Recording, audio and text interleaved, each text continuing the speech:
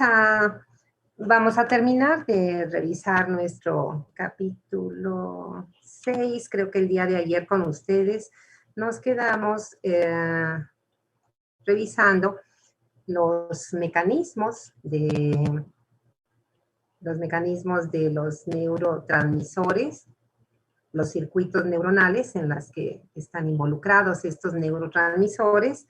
Y bueno, me parece que el último, ya sé.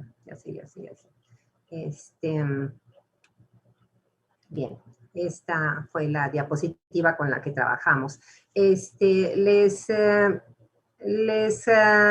copié estas imágenes del texto de Bear para que vean ustedes cómo se refiere generalmente los libros de neurociencias o neurofisiología y los de fisiología en general también a estos neurotransmisores del encéfalo que tienen funciones diversas, se refiere como sistemas. Vean como aquí, ¿verdad? Aunque la figura está en inglés, ¿verdad? Pero la podemos interpretar todos los componentes y como nos dice, ¿verdad? Que este sistema modulador noradrenérgico, entonces el sistema noradrenérgico, ¿verdad? Difuso, se origina en este núcleo que llamamos el locus ceruleus, ¿verdad? Y vean cómo se le considera difuso porque pues tiene acciones, ¿verdad? Tanto a nivel, dijéramos, cortical, como inclusive a nivel del mismo tallo encefálico, del tálamo, ¿verdad? Aquí está ese relevo que hace, e inclusive del cerebelo. Luego, esta es una imagen, la que está a la derecha, esta no es una figura, es una fotomicrografía, ahí lo tenemos, de cómo se pudieron identificar estas neuronas noradrenérgicas con esta tinción, ¿verdad? Eh, y observadas de color verde fosforescente, ¿sí? Es, digamos, una manera de identificar a los grupos neuronales con marcadores específicos. Luego tenemos aquí el sistema serotoninérgico, que ya habíamos comentado, ¿verdad? De dónde se origina, y ahí tenemos los múltiples núcleos de la línea media, que se les denomina así, del rapé, en bulbo y protuberancia, ¿verdad? Ahí están, a lo largo de bulbo y protuberancia, por supuesto, ¿verdad? Con proyecciones hacia médula, pero pues miren nada más, ¿verdad? Porque se consideran todos estos sistemas difusos, pues por la cantidad de aferencias que emergen de ellos y que, como ayer decíamos, ¿verdad? Van a estas estructuras involucradas con nuestro estado de conciencia y vean cómo se repite tálamo, hipotálamo y corteza. Aquí en serotonina es lo mismo, ahí está tálamo, hipotálamo y corteza, ¿verdad? Y finalmente tenemos este otro que es el sistema colinérgico. Y bueno, aquí recuerden que decíamos, ¿verdad? Que están núcleos diversos y aquí vean como habíamos dicho del tegmento localizados estos núcleos, ¿verdad? Pedúnculo-pontinos, bueno, aquí le llaman pontomesencéfalo-tegmentarios. Bueno, se les puede llamar de varias formas, aquí está en esta región del mesencéfalo, ¿verdad? Y está incluso un núcleo en especial, ¿verdad? Que se conoce como el núcleo basal de Inert. Y, y obviamente cómo se vuelve a repetir, ¿verdad? Cómo hay aferencias al tálamo y a la corteza, ¿sí? Y finalmente, esto que ya habíamos también comentado, no ayer, no en relación al ciclo vigilia-sueño, ¿verdad? Pero sí en relación a cuando vimos ganglios basales, especialmente, ¿verdad? Por esa enfermedad tan frecuente aquí en nuestro medio, que es el Parkinson. Entonces vean cómo ahí está representado. Este es el sistema dopaminérgico, y vean cómo en todo se repite, son sistemas moduladores difusos, ¿verdad? Todos sistemas moduladores difusos. Ahí está el colinérgico y aquí está el dopaminérgico. Y entonces aquí están señalados 3 de los 4. De hecho, el único sistema dopaminérgico que no está señalado es el tubero infundibular, ¿verdad? El tubero infundibular. Pero aquí está, mire, vean donde dice sustancia negra y cómo esas aferencias de esas neuronas dopaminérgicas van al cuerpo estriado. Pues este es el sistema nigroestriado, el que se atrofia y disminuye la secreción de este neurotransmisor, ¿verdad? La dopamina, en los pacientes con Parkinson. Vean la sustancia negra. Y vecina de ella, pues está esta zona también del tegmento, del mesencéfalo. Y así se le llama, ¿verdad? ATV con sus iniciales es el área tegmental ventral. Y entonces ahí tenemos que algunas neuronas de esta área van a terminar en, la figura no está completamente demostrativa, pero habíamos dicho en 2 regiones. Fíjense cómo aquí va una a corteza prefrontal y parte de corteza inclusive frontal, pero especialmente la mayor terminación es en la prefrontal. Entonces, ese sistema es el mesocortical. Y acuérdense que el prefijo meso, pues significa que va de esta región del mesencéfalo, del área tegmental ventral. Otras neuronas de esa misma región, del área tegmental ventral, van a terminar en sistema límbico. Ese no está representado aquí, sobre todo en la región del núcleo accumbens. Y entonces, por eso este sistema, decíamos, tiene una importante función, el neuroestriado de Parkinson, pues sobre todo, ¿verdad?, su función motora, importantemente. Pero este mesolímbico y mesocortical, pues están en lo que es las funciones integrativas. Mesocortical, jóvenes, es corteza prefrontal. Entonces, imagínense, ¿verdad? Ya vimos ahí, tiene que ver con la memoria, ¿verdad? Con la memoria que llamamos de trabajo o memoria operativa, tiene que ver con la elaboración del pensamiento o de los pensamientos, tiene que ver con nuestra conducta social. Y mesolímbico, pues imagínense toda nuestra conducta emocional, ¿verdad? Y entonces estos 2 sistemas, el que está aquí, que es el mesocortical y el mesolímbico, decíamos que son el asiento de acción de muchas drogas adictivas.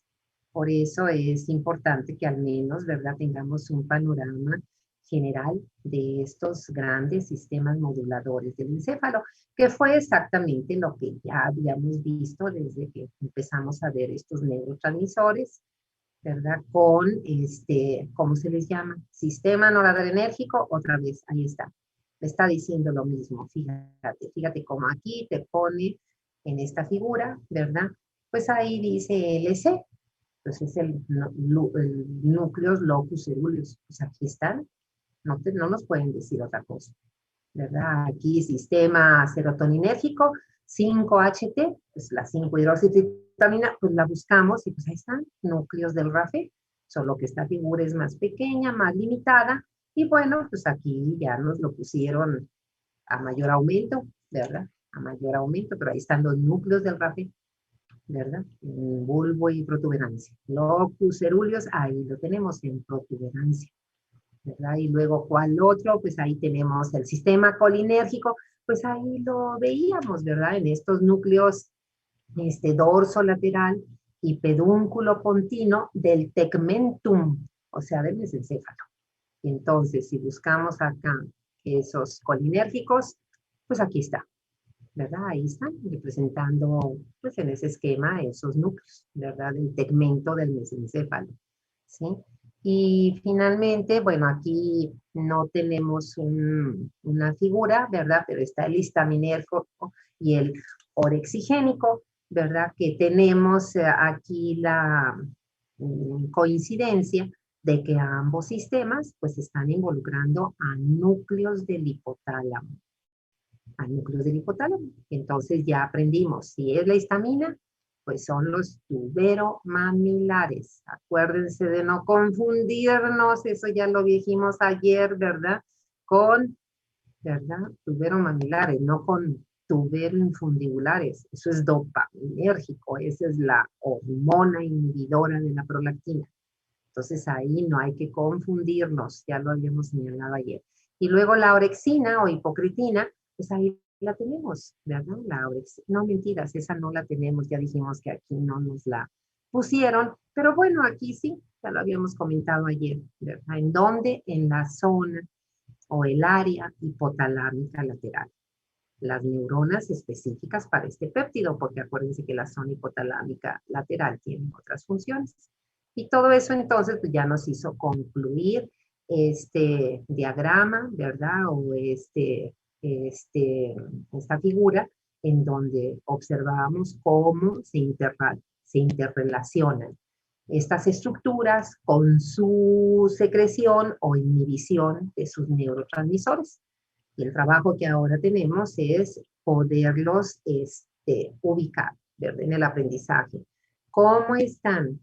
¿Cómo están los núcleos del tallo encefálico o tronco encefálico que forman parte del sistema activador reticular, de la formación reticular, así como lo vimos ayer y lo repetimos de nuevo, ¿verdad?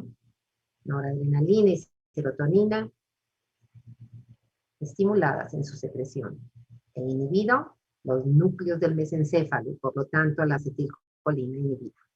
Eso es por parte de los núcleos del SAR, del tronco encefálico, locus, ceruleus, rafe y los núcleos pedúnculo-pontinos y dorsolaterales del tegmentum. ¿Sí? Así es como está.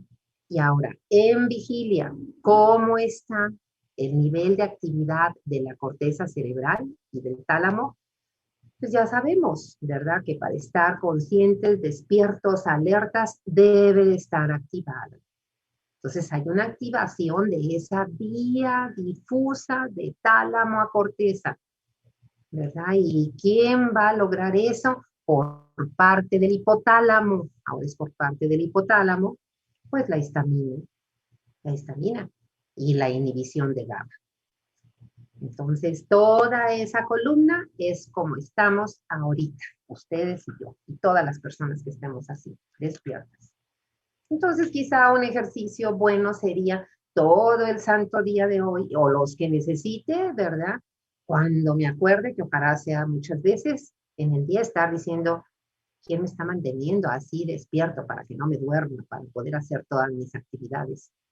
Bueno, pues le agradecemos, ¿verdad? A locus ceruleus, a los núcleos de Rafe que nos están liberando estos neurotransmisores. Igualmente, ¿verdad? Al hipotálamo, su histamina.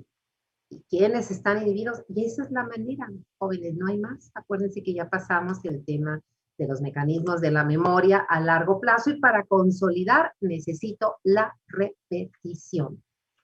No hay otra fórmula. Repetición, la motivación, ¿verdad? Que nos interese, que tengamos, pues la motivación puede surgir de muchos aspectos. Desde el hecho de que me gusta estudiar, ese es lo primero, ¿verdad? Segundo, me gusta investigar. Tercero, me gusta plantearme interrogantes. ¿Y por qué esto? ¿Y por qué lo otro? Y ya contesté eso, ¿y ahora qué más sigue? ¿Verdad? Es mi inquietud desde el punto de vista, dijéramos, de conocimiento. Avidez, así como tengo, ¿cómo se puede decir? Una exagerada utilización de mi teléfono. Bueno, pues que esa exageración sea de mi ansia por el aprendizaje. Y que si solo me interesa, ay, ojalá que ya pueda acabar este dichoso curso y que yo pueda pasar de segundo a tercero, pues está bien, es legítimo que así lo vivas, claro que sí, ojalá que ya pueda uno terminar y no nada más fisiología, psicología, ecología, es decir, todas tus materias de segundo para que ya otro año superado, ¿verdad? Es otra meta alcanzada. Y ya el año que entra vas a estar en tercero. Y yo espero que algunos de ustedes, pues si estamos en presencial, nos vemos en la facultad, ¿verdad? Pero si no, si seguimos así, pues me pongan un mensajito. ¿Sabe qué? Si estamos usando en farmacología, ¿verdad? Lo que vimos en fisio. Si estamos usando en introducción en la clínica. Si estamos usando en fisiopatología. Fisiopatología. ¿Por qué? Porque eso te va a animar, ¿verdad? Te va a motivar. Oye, lo que estoy viendo sí lo estoy utilizando y no me va a servir nada más como para que yo sea erudito. Erudito quiere decir una persona que sabe mucho, aunque no lo aplique, sabe mucho. Pero bueno, nuestra profesión, nuestra disciplina es práctica.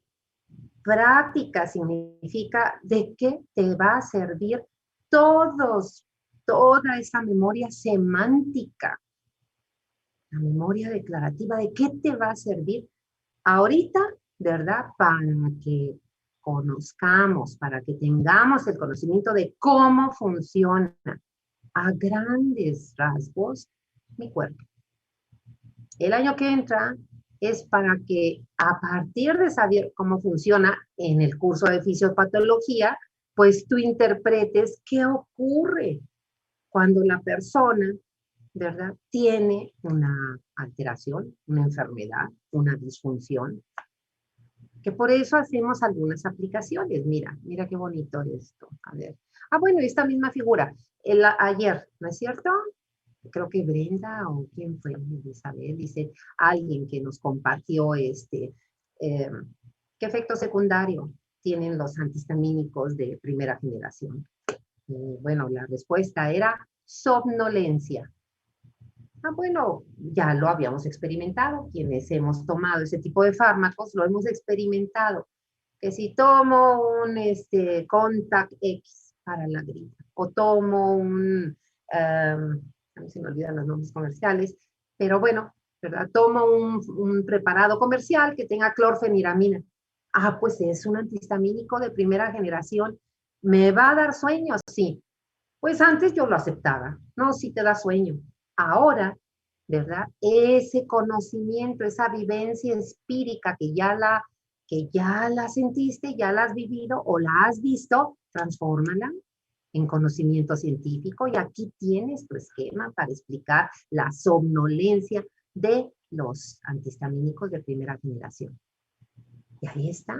¿Verdad? ¿Qué dijimos? Si para mantener la vigilia necesito la acción de la histamina liberada, no por los mastocitos, no por los basófilos. Eso es para las reacciones alérgicas. Eso es lo que produce las reacciones alérgicas. Necesito la histamina como neuromodulador, como neurotransmisor. Y entonces, ¿qué pasa con estos antihistamínicos? No impiden la liberación de los núcleos tuberomamilares, pero bloquean a los receptores. Y pues bueno, la consecuencia es la misma. Si los receptores se bloquean, pues la histamina no va a actuar.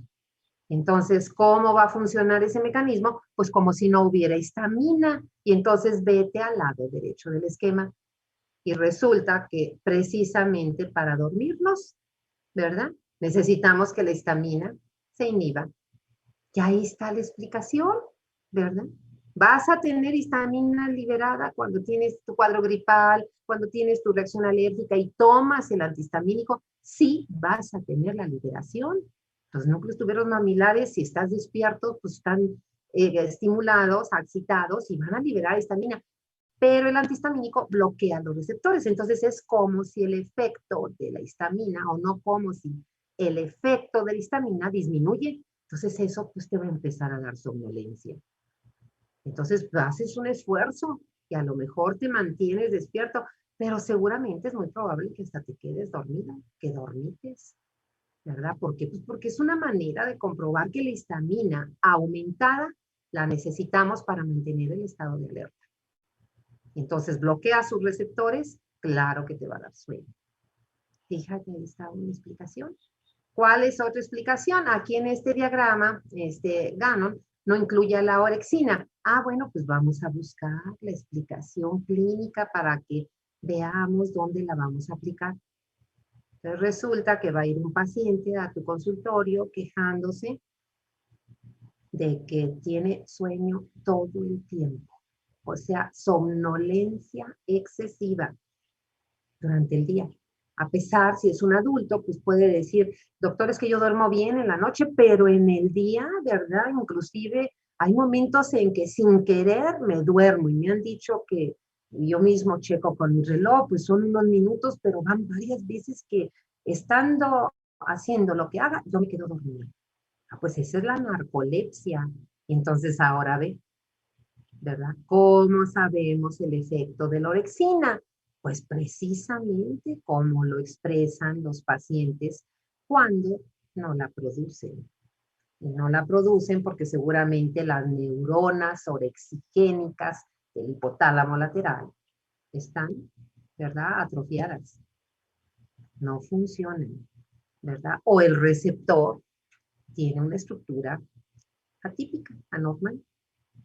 Entonces, esa orexina, otra vez, igual que la histamina, necesitamos a las dos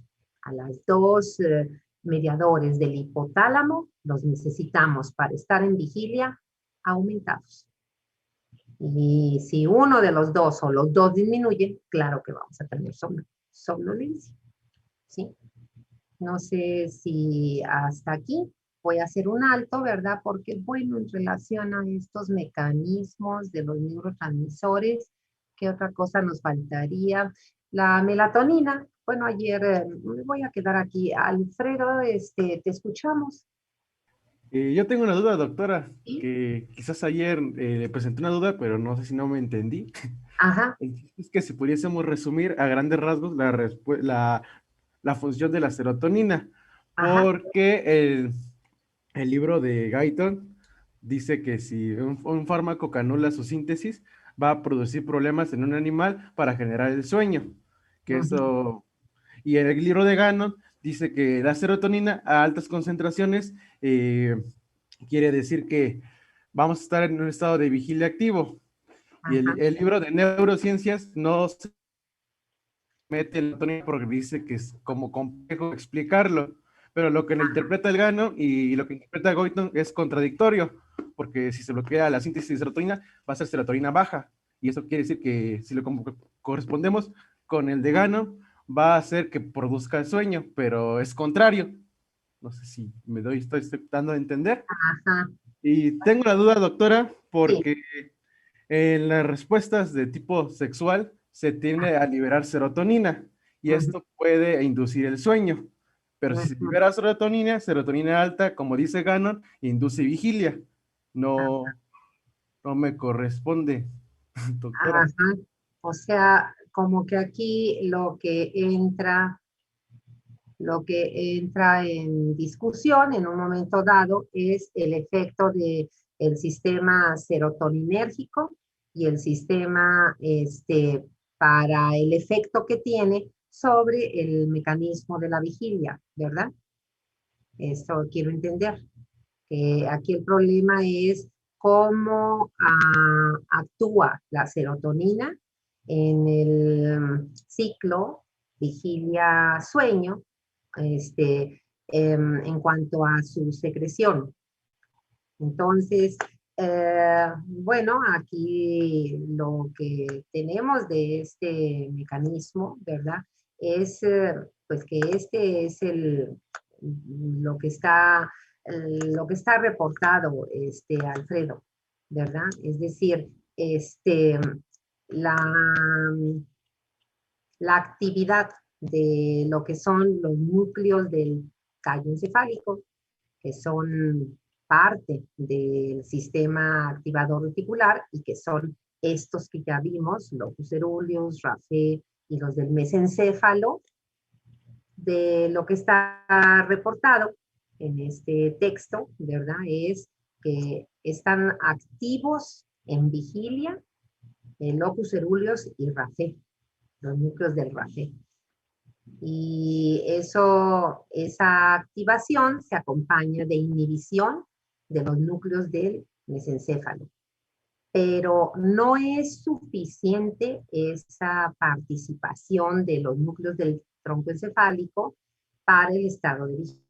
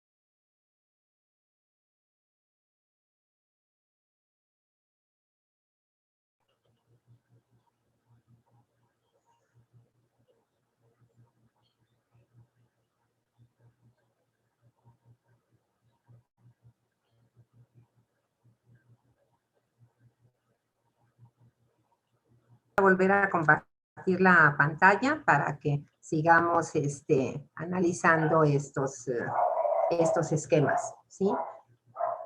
Estamos, ¿verdad?, con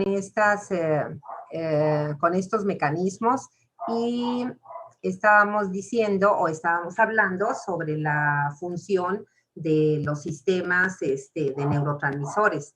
Entonces, recuerden, ¿verdad?, que decíamos en este mecanismo que viene en el texto de Guyton, bueno, la propuesta es que inclusive, ¿verdad?, para mantener el estado de vigilia, no es suficiente con la participación de los núcleos del tallo encefálico. Se necesita también la participación de los núcleos del hipotálamo y finalmente, ¿verdad?, se requiere de la activación final de la corteza cerebral y que, claro, la vía tálamo cortical es la que va a determinar. No son las únicas vías y de hecho varias de estos mecanismos pues están en el nivel de, se puede decir, en el nivel de teorías porque pues inclusive el poder contestar finalmente cuál es la función del sueño, no tiene una respuesta única, no tiene una respuesta única. Y entonces, aquí tenemos, ¿verdad?, que de acuerdo a este mecanismo que estamos revisando del texto de Guyton y que involucra a todos los neurotransmisores de estos sistemas moduladores que hemos revisado, el noradrenérgico, el serotoninérgico, el colinérgico e inclusive el histaminérgico y orexigénico, y aquí tendríamos que haber agregado el GABAérgico, ¿verdad? También. Pues esta es una de los mecanismos propuestos, es un modelo, ¿verdad? Y entonces, aquí, ¿qué es lo que nos está diciendo? Pues lo que el diagrama dice, ¿verdad? Dice cuando en este modelo están condiciones contrarias durante la vigilia y durante el sueño. Y de hecho, este modelo separa las dos fases del sueño, el sueño REM y el sueño no REM. Y volvemos a repetir, no está completo incluso este esquema. ¿Por qué motivo, jóvenes? Porque aquí tendría que estar también presente muchos otros mecanismos, como sería el de la formación reticular y del tallo cerebral a través de información sensitiva. Eso no está involucrado aquí, ¿verdad? Es decir, sensitiva de qué tipo, somática, sensitiva especial, desde la olfatoria, de la visión, de la audición y del gusto. Entonces, realmente esto es, pues es complejo. No podemos quedarnos con una sola propuesta, ¿verdad? Y lo que tenemos que hacer es, pues, conocer al menos cómo se plantean estos modelos, ¿verdad? Y les digo, este modelo que viene en el texto de Guyton, pues es uno de los que, en el texto de Gannon, es uno de los que, pues, tiene como que muchas bondades, puesto que está relacionando a la mayoría de los sistemas neuromoduladores o de neurotransmisores que están involucrados en esta cuestión. No quiere decir que sea lo único, y eso que Alfredo comenta, pues es cierto. A veces encontramos, dijéramos, conceptos en libros que son distintos. Entonces, ¿qué tenemos que hacer? Si los conceptos son leyes, no deben de variar, como el ejercicio que hicimos hace un rato de cuál es el origen del sistema noradrenérgico. Eso no varía, ¿verdad? Ahí está. Los núcleos que conocimos, igual para la serotonina, igual para acetilcolina o para dopamina. ¿Por qué? Porque eso ya está bien identificado. Y aún así se seguirán identificando otras funciones. Por ejemplo, la orexina. ¿Por qué en este esquema de Gannon no está? Pues decíamos porque pues, la aportación y la identificación de este péptido pues fue posterior y ya no la pusieron. Pusieron a la histamina, porque la histamina pues fue identificada previamente, pero la orexina no está. Entonces, lo que tenemos que hacer es eso, ¿verdad? Lo que tenemos que hacer mientras un mecanismo no alcance o se quede en la categoría de una teoría o de una hipótesis, ¿verdad? No la podemos descartar tampoco. Pero si hay otra, pues hasta que alguna de las dos sea comprobada, se convertirá en ley y entonces ya nos quedaremos con esa. Pero mientras tanto, a mí me parece que deberíamos de tomar en consideración este esquema, ¿verdad? Por esa bondad que les digo, está inclusive relacionando los dos componentes, los núcleos del tallo encefálico y los núcleos del hipotálamo, para determinar inclusive el estado de vigilia, el estado del sueño en su fase inicial, el no REM, y en su fase episódica, o el sueño REM. pues eso es lo que podríamos quedarnos, ¿sí? Vamos a ver inclusive aquí más adelante, aquí yo les decía, el otro mediador del sueño, sin lugar a dudas, la melatonina. Y tampoco tenemos una definición última.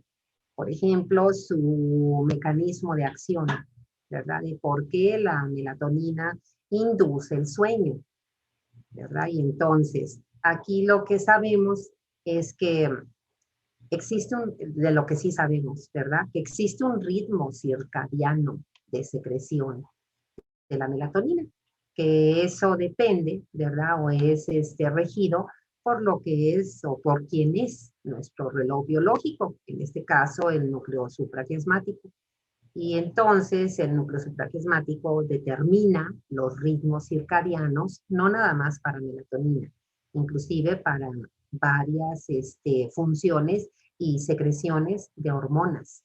Y entonces aquí tenemos, por ejemplo, en este caso, ¿verdad? Que de acuerdo a nuestro ciclo circadiano luz-oscuridad, durante la noche, cuando hay ausencia de luz, eso activa a las células ganglionares de la retina a través de este tracto retino hipotalámico, ¿verdad? Para que la glándula pineal o epífisis transduzca esa información y secrete o aumente más bien la secreción de la melatonina, tal y como lo vemos en la gráfica, ¿verdad? La gráfica de abajo que veíamos en las horas del día hasta más o menos que empieza la noche, las 8 de la noche, los niveles de melatonina están alrededor de 10, 20 picogramos por mililitro.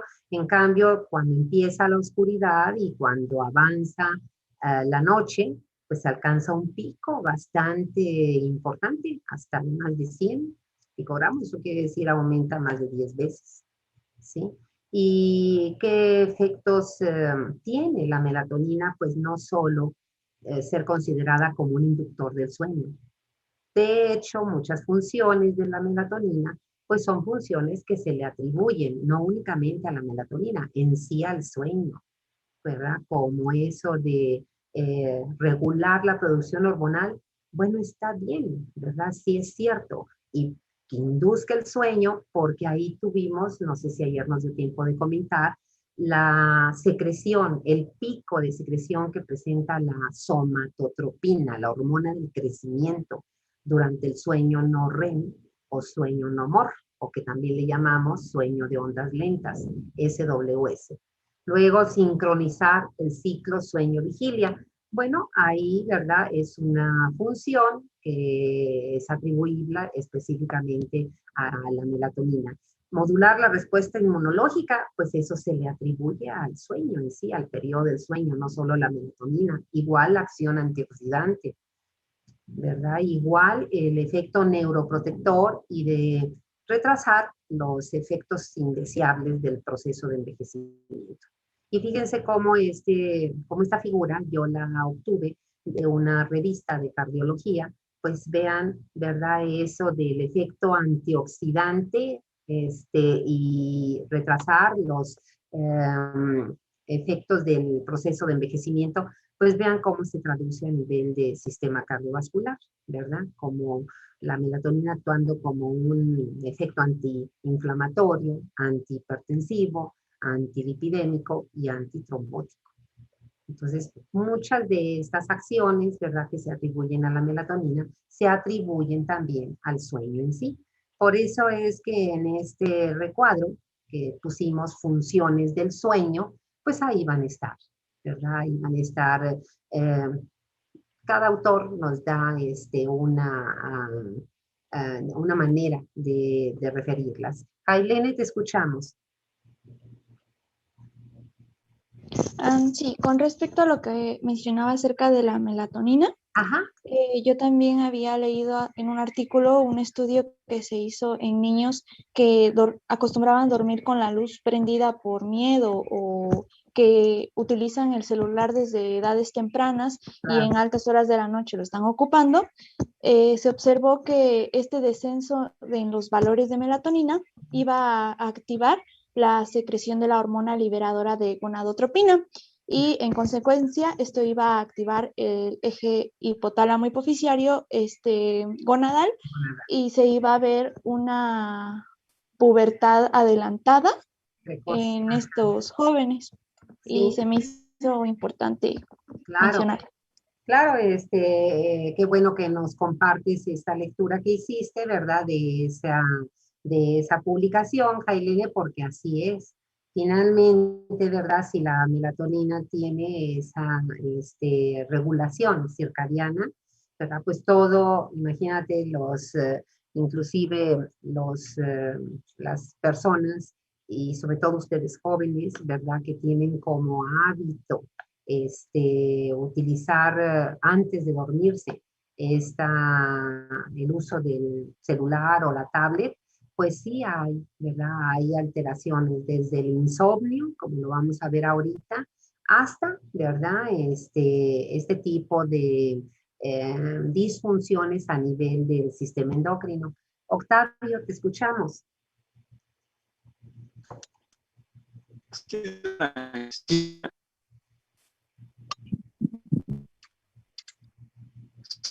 me escucha? Disculpe. Sí, ahorita ya te escuché mejor. Ok. Bueno, yo tengo una duda y un comentario también. Mi duda es, bueno, lo de la serotonina, ya pues entendí pero ¿por qué algunos venenos, sobre todo serpientes y avispas, la serotonina, sustancias venenosas, si es una sustancia que en teoría pues nos hace hasta cierto punto bien?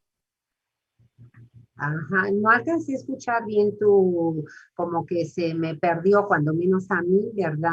En ese momento tu pregunta.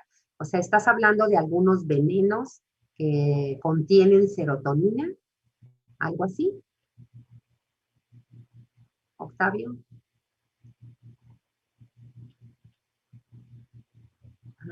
Creo que hay problema de comunicación. Creo que No, ya, doctor, sí, es que se desconectó el wifi, no sé por qué. ok, ajá, Le preguntaba que por qué la serotonina, si hasta cierto punto pues, resulta ser beneficiosa para nosotros, algunos venenos como los de las serpientes y los de las avispas la ocupan para sí. su creación de venenos, y pues para nosotros nos resultaría beneficiosa y en realidad puede ser hasta mortal.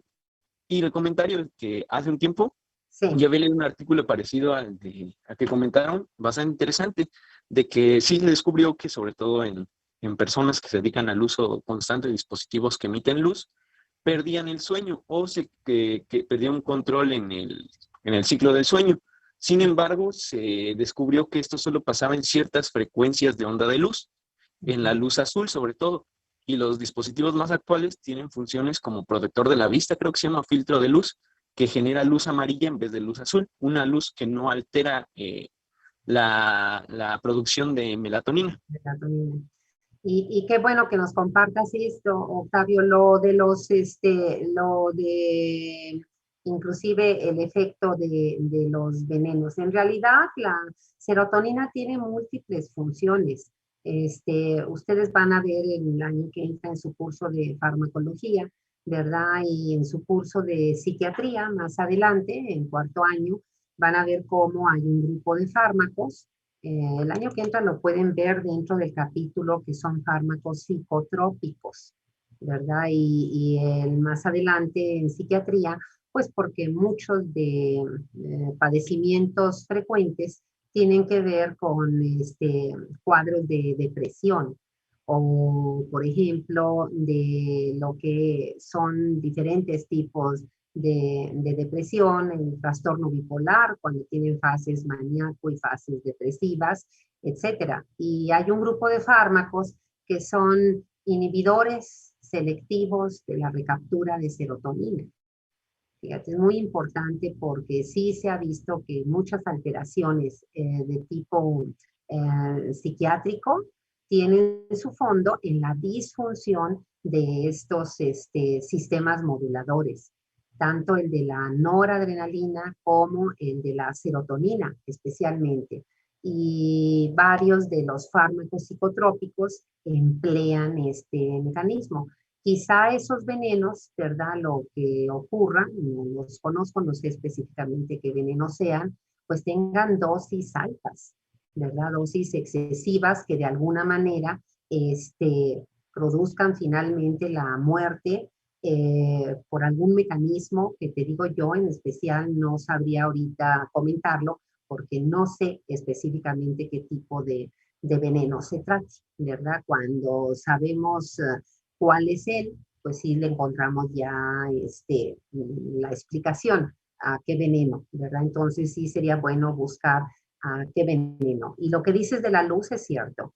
Acuérdense que el espectro de la luz emite varios tipos de radiaciones y precisamente la que está asociada a daño es la luz azul. Y por eso se recomienda el uso de protectores de pantalla o de lentes que protejan o, ¿verdad?, la tecnología de los nuevos gadgets que ya trae incorporado un mecanismo de protección. De cualquier manera, ¿verdad?, el abuso de una pantalla está asociado a otros problemas, ¿verdad?, a otros problemas visuales que sí vale la pena que uno cuide el tiempo de exposición a las pantallas de cualquiera, sea computadora, sea tableta o sea el teléfono celular, ¿sí? Bueno, pues vamos a terminar aquí. Un minuto nada más. Aquí decíamos de aplicaciones clínicas, ¿de qué? Aplicaciones clínicas tanto de lo que es alteraciones o funciones del sueño, como de la actividad cortical. Entonces, en alteraciones y funciones del sueño ya vimos hace rato la narcolepsia, y aquí tenemos otra vez, ¿verdad? Que pues muchos beneficios asociados al sueño, ¿verdad? Por ejemplo, ¿por qué duermen tanto los niños chiquitos? Bueno, una explicación es porque también el periodo de sueño en esa etapa, cuando nacemos y los primeros años de nuestra vida, sabemos que nuestro tejido nervioso no está completamente ni desarrollado ni maduro. Entonces, el hecho de que durmamos más horas, pues se va tendiente a favorecer ese proceso de conclusión, de desarrollo y madurez nerviosa. Facilitar el aprendizaje a través de consolidar la memoria, ya habíamos comentado, promover una mejor función, un mejor resultado de las funciones cognitivas, el poder eliminar metabolitos que se producen durante las horas de vigilia, ¿verdad?, que tenemos, el poder conservar energía metabólica en todo el organismo, pues sobre todo en la fase no REM, ¿verdad?, cuando bajamos nuestras funciones básicas. Y dice restablecer el equilibrio natural entre los centros neuronales, ¿verdad? Es decir, como el volver a poner en línea o en punto de partida todos los mecanismos de función nerviosa.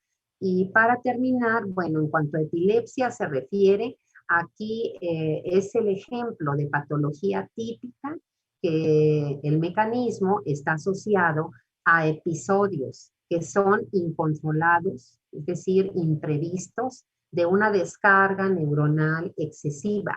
Fíjense el tamaño, la intensidad de las ondas, sobre todo la primera gráfica, que es la epilepsia más común, que antes se le llamaba de gran mal, es la epilepsia tónico-clónica. Vean el tamaño de las ondas, esa barrita está equilibrada a 100 microvoltios, pues vean cómo estas son ondas de más de 200 microvoltios. ¿Qué expresa el paciente? Obviamente la crisis convulsiva. Tónico-clónica significa con contracción y relajación generalizada.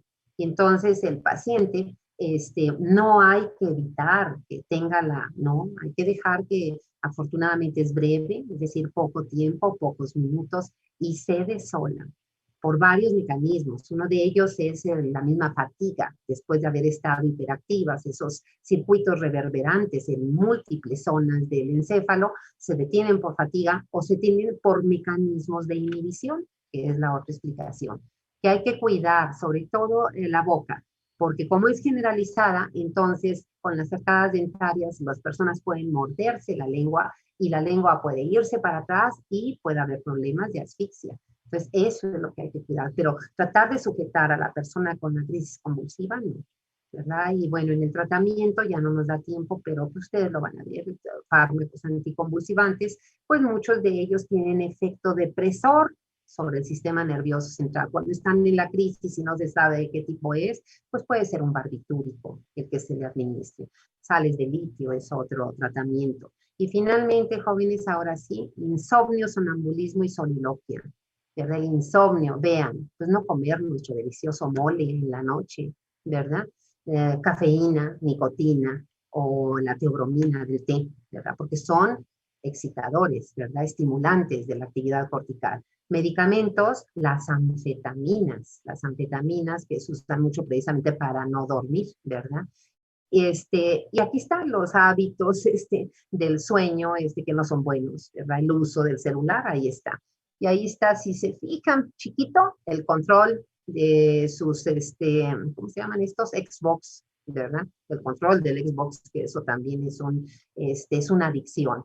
Y el famoso jet lag, esa situación que se vive cuando uno viaja muchos usos horarios de diferencia de donde uno vive, ¿verdad? Y tarda días en recuperarse. Imagínense que alguien que sale y se está un tiempo, ¿verdad? En Australia, en Japón, en China o en Europa, sobre todo Europa oriental, entonces la diferencia son más de 10 horas. Entonces regresas a tu país, aquí es las 13 horas, aquí son las 13, pero como tú traes el reloj de que estuviste allá, para ti son 10 horas más, pues son las 11 de la noche. Entonces, ¿qué ocurre? Tú a la 1 de la tarde te duermes y te duermes, ¿verdad? Claro, eso se va perdiendo. Sonambulismo, aquí está, ¿verdad? Niños, sobre todo en niños, puede ser en adultos, pero en niños es más común. Se levantan y caminan y hacen cosas y pueden abrir cajones y pueden lastimarse. ¿Qué tal? Bajar escaleras, pueden salirse de la casa como esta criatura. Entonces, eso se presenta durante el sueño no mor, de tal manera que pues, las personas con sonambulismo no se acuerdan de que eso les ocurrió. No hay que despertarlos, pues están en no mor, ¿verdad? Entonces hay que conducirlos de nuevo al lugar donde ellos duermen y quedarse ahí hasta que duerman. Y si hay peligro de que se salgan, pues cerrar bien las puertas de la casa para no tener ese riesgo. Y finalmente, ¿verdad? La soliloquia, que es hablar, ¿verdad? Dormido. También más común en los niños, puede persistir a lo largo de la vida, pero va desapareciendo con el tiempo, ¿sí? Tengo una mano, Miguel Mayoral, es la 1:07, no quiero quitarles más tiempo, si tienen clase nos retiramos, de hecho ya me pasé muchísimo y dejamos tu comentario para mañana, Miguel, ustedes díganme. ¿Sí? ¿Está bien? Bueno. Sí, como usted diga. Entonces anótalo para que no se te olvide, ¿verdad? Mañana, jóvenes, capítulo 7, ¿verdad? Por favor, traigan su guía y empezamos con la comentario o pregunta que ibas a plantear, Miguel. Que tengan buena tarde, jóvenes. Muchas gracias, doctor. Hasta luego. Buen día. Hasta luego, doctora.